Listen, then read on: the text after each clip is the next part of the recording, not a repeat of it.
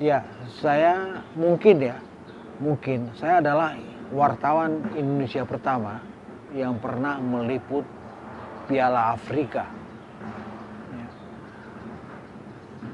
Ketika itu saya dikirim ke Tunisia, di negeri Maghribi, di kawasan Afrika Utara.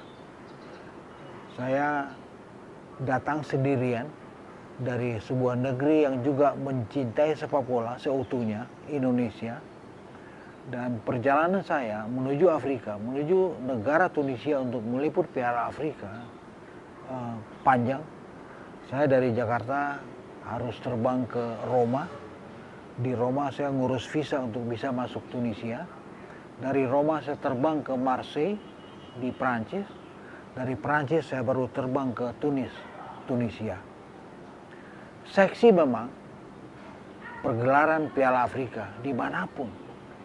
Atmosfernya juga beda.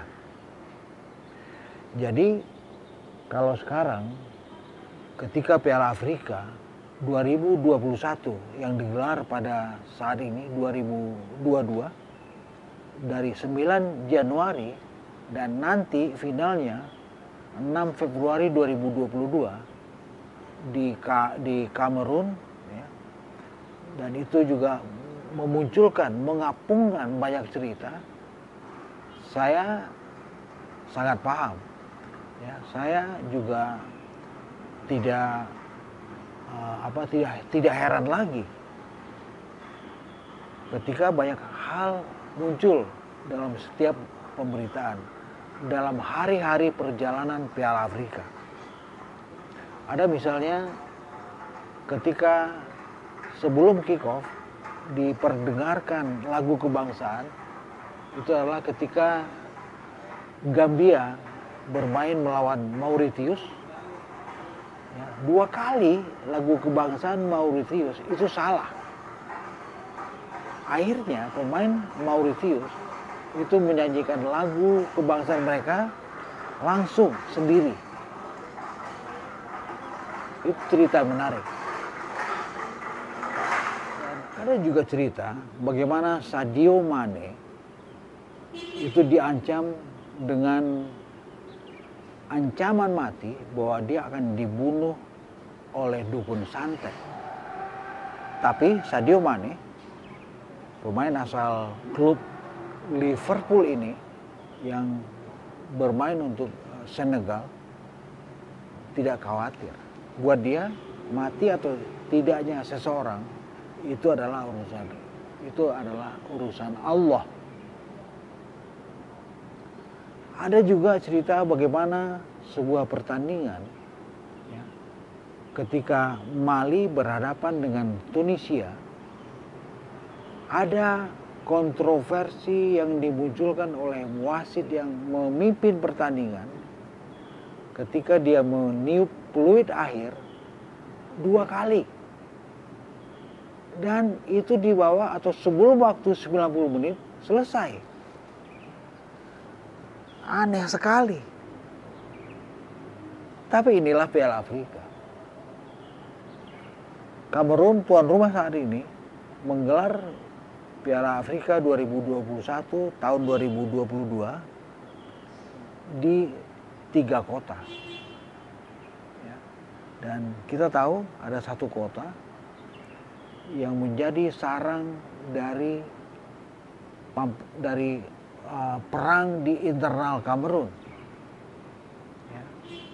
Ketika Francophone, orang-orang Kamerun yang berbahasa Perancis, ya, itu dibenturkan dengan Anglophone, orang-orang Kamerun yang berbahasa Inggris. Itu artinya apa? Pihak keamanan terus bekerja keras, ekstra keras malah. Untuk apa? Untuk mengamankan turnamen dari banyak hal yang tidak diinginkan. Ada juga cerita bagaimana pelaku-pelaku klinik ya, itu bertebaran di stadion. Ketika misalnya gawang dari satu tim ya, itu ditaruh hal-hal yang berbau mistis ya, oleh supporter satu tim ya, dengan misi-misi tertentu. Ya, aneh memang ya, tapi bukan Afrika namanya kalau misalnya bersih dari segala hal yang berbau negatif.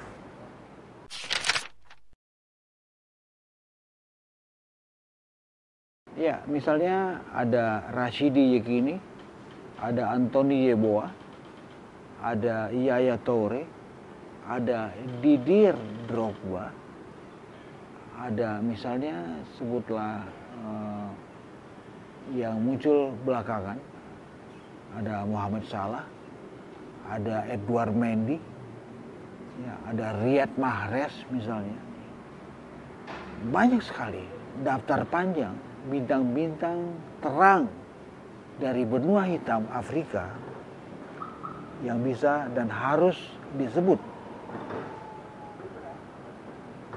Nah, sekarang pertanyaannya adalah seberapa seksi Piala Afrika bisa dimunculkan sebagai turnamen yang berkelas, yang bermutu. Ketika mereka menggelar perhelatan Piala Afrika dengan banyak hal yang muncul dan mayoritas negatif, banyak juga bintang atau pelaku sepak bola itu menghujat bahwa Piala Afrika itu hanya turnamen yang tidak ada artinya. Klopp misalnya, pelatih Liverpool ya, itu telak-telak menuding bahwa Piala Afrika nggak ada artinya, buang-buang energi. Dan itu terbukti paling tidak ketika Mesir, ya, satu negeri di Afrika Utara lainnya selain Tunisia, itu kalah 1-0 melawan Nigeria. Nah, yang menarik dari sini ya, bagaimana Mesir ya, seolah-olah enggan untuk bermain tampil dengan serius. Kenapa? Mereka formasi bermainnya juga aneh. Bukan 4-2-3-1, bukan 4-3-2-1, bukan 4-3-3, bukan 3-5-2 misalnya. Tahu gak? Formasi bermainnya adalah 5-5-0. Padahal di situ ada sederet nama yang bisa diplot sebagai tombak tunggal. Ya, itu dia. Dan saya berharap ke depan sampai menunggu final 6 Februari nanti ya, makin kesini makin terus terfilter siapa dari banyak negara di Eropa yang bisa muncul nantinya.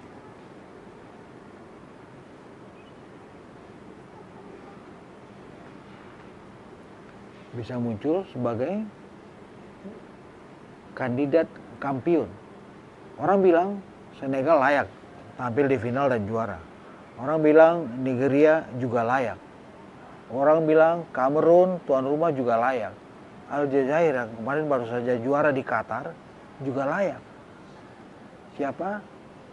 Nanti kita tunggu hari-hari perjalanan Piala Afrika. Kita tunggu kejutan apa yang mencuat. Kita tunggu keajaiban apa yang bakal muncul. Kita tunggu siapa yang perkasa dan tiba di final lalu merengkuh gelar juara. Itu dia.